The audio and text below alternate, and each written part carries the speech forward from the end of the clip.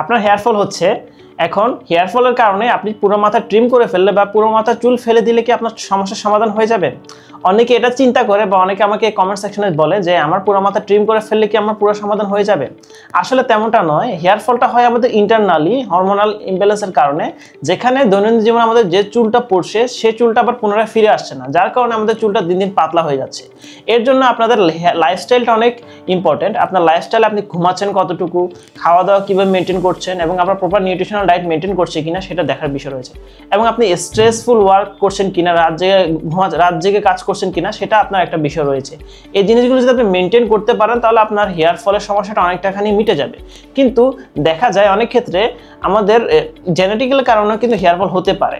যদি আপনার দৈনন্দিন বা লাইফস্টাইল ইমপ্রুভ থাকে, তা এরপরে যদি আপনার হেয়ার ফলটা হয়, আমি বলবো আপনাকে শীঘ্রই ডক্টরের শরণাপন্ন হয়ে ভালো অ্যাডভাইস নেওয়ার দরকার রয়েছে এবং মেডিসিন কন্টিনিউ করার দরকার রয়েছে। প্রপার মেডিসিন এবং প্রপার থেরাপির মাধ্যমে কিন্তু আপনি হেয়ার ফলটাকে কমাতে পারেন, যদি আপনার আদার্স কোনো বাহ্যিক কোনো প্রবলেম না থাকে।